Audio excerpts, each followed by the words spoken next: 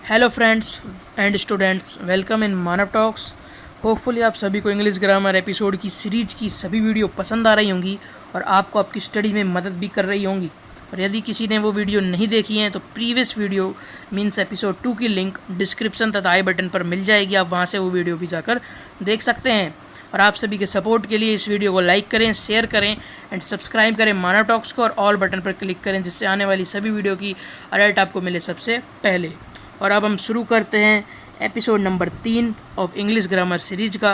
तो let's go. आज हम इस एपिसोड में बात करेंगे एक महत्वपूर्ण टॉपिक सब्जेक्ट वर्ब एग्रीमेंट के बारे में। तो जानते हैं क्या होता है सब्जेक्ट वर्ब एग्रीमेंट। तो let's go. Subject verb agreement एक एग्रीमेंट है जिसके अंदर सब्जेक्ट के अनुसार वर्ब का यूज होता है किसी वाक्य के अंदर।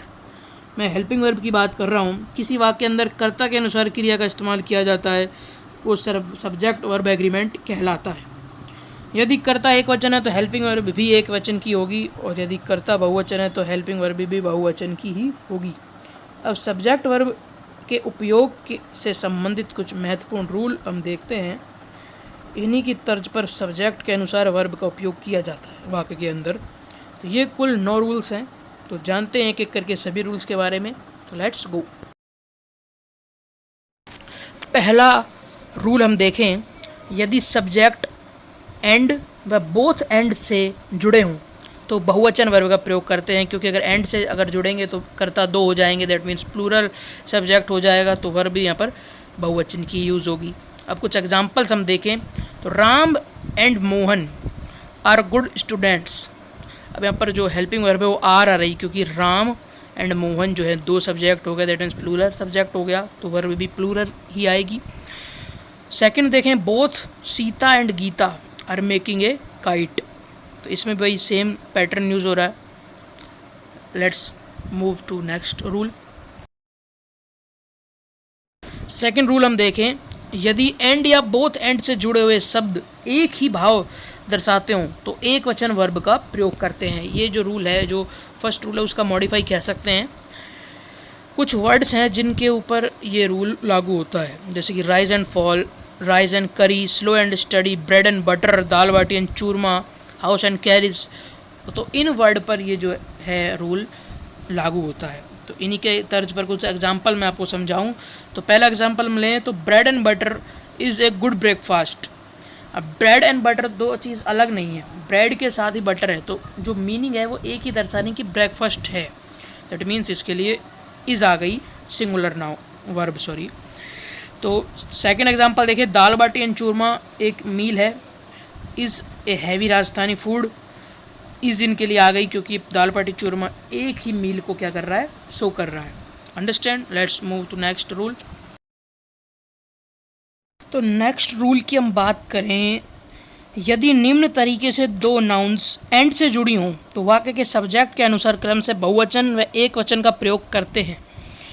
निम्न तरीका पैटर्न हम देखें वाक्य का, article plus noun and article plus noun. अगर दोनों नाउन के लिए सेपरेट आर्टिकल यूज़ हो रहा है तो वर्ब प्लूरल लगेगी। और दूसरी पैटर्न के अनुसार यदि पहली नाउन के लिए आर्टिकल है पर एंड के बाद वाली नाउन के लिए कोई आर्टिकल नहीं है तो वर्ब सिंगुलर यूज़ होगी। अगर एग्जांपल्स की हम बात करें तो the principal and the secretary were attending the meeting. इसमें प्रिंसिपल के लिए भी द लग रहा है एंड सेक्रेटरी के लिए भी, तो दोनों के लिए सेपरेट आर्टिकल यूज़ हो रहा है, तो इसमें वर हो गया। सेकंड अगर हम देखें, the principal and secretary was attending the meeting, इसमें दोनों के लिए सिर्फ एक ही आर्टिकल प्रिंसिपल के आगे लग रहा है। एग्जाम्पल 1 में प्रिंसिपल और सेक्रेटरी 2 अलग अलग व्यक्ति हैं, और एग्जाम्पल 2 में प्रिंसिपल ही सेक्रेटरी है, दैट मीन्स वो एक ही व्यक्ति है, इसीलिए इसमें सिंगुलर वर्ब का यूज़ हो रहा है। अंडरस्टैंड। अगले रूल पर चलते हैं। रूल नंबर 4 को देखें, यदि ईच या एवरी के साथ नाउन हो तो एक वचन क्रिया का प्रयोग करते हैं। वाक्य की पैटर्न देखें तो ईच ऑब्लिक एवरी के साथ noun and each oblique every के साथ noun is equal to singular verb. Means each and every के साथ फर्स्ट नाउन और एंड के साथ कनेक्टेड होकर ईच एंड एवरी के साथ सेकंड नाउन है तो वर्ब सिंगुलर होगी। एग्जाम्पल अगर देखें तो each boy first noun, and से कनेक्टेड होकर each girl second noun, and जो हेल्पिंग वर्ब है वो इज़ हो रही है, that means singular verb. Understand. अब अगले रूल पर चलते हैं। नेक्स्ट रूल, यदि सब्जेक्ट और, आइदर और, neither nor, not only but also say जुड़े हों तो बाद वाली संज्ञा के अनुसार क्रिया लगाते हैं। एग्जाम्पल हम देखें तो आइदर राम और श्याम इज़ रीडिंग बुक्स। अब देखिए आइदर राम और श्याम में श्याम जो है बाद वाली नाउन है तो इसके हिसाब से हम जो है हेल्पिंग वर्ब लगाएंगे तो श्याम सिंगुलर नाउन है, दैट मीन्स जो वर्ब सिंगुलर हो जाएगी। दूसरा हम देखें तो not only he but also his parents have done the work, तो हिज पेरेंट्स जो है वो प्लूरल है तो इसलिए जो हेल्पिंग वर्ब होगी वो भी प्लूरल हो जाएगी। ठीक है। नेक्स्ट रूल, यदि कर्ता one of, either of, neither of, any one of, none of या एवरी वन ऑफ से जुड़ा हो तो एक वचन वर्ब लगाते हैं।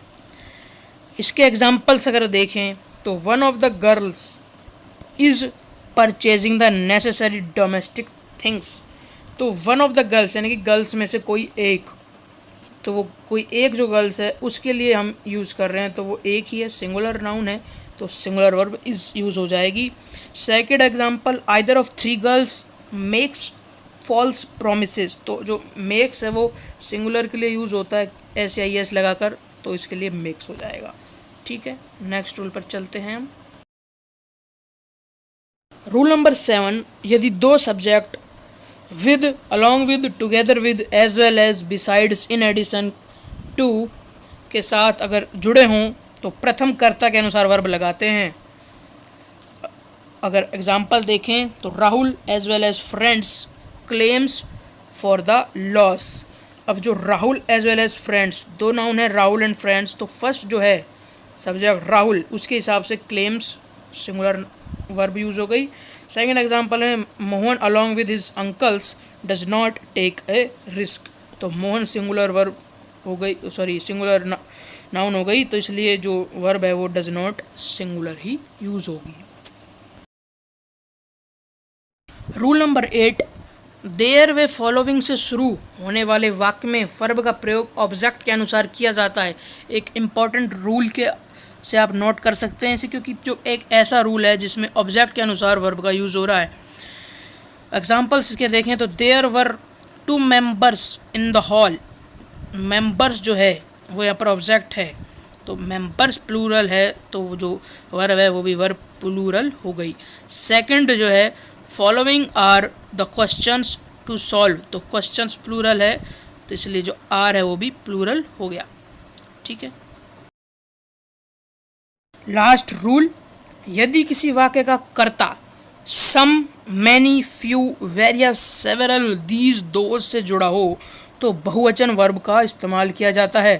एग्जाम्पल्स पर गौर फरमाएं तो some students fly kites, some students जो है प्लूरल, स्टूडेंट्स जो है प्लूरल में ही आते हैं तो जो फ्लाई है वो इसके लिए यूज़ होगी। और many students are weak in English, तो स्टूडेंट्स फिर आ गया तो इसके लिए भी आर जो प्लूरल वर्ब है उसका इस्तेमाल होगा। होपफुली आप सभी को सभी रूल्स समझ आए होंगे। कोई भी क्वेरी होगी तो कमेंट बॉक्स में ज़रूर कमेंट करें। एक ये छोटा सा नोट भी, यदि वाक्य का कर्ता मैनी ए हो तो एक वचन संज्ञा तथा एक वचन वर्ब का प्रयोग करते हैं।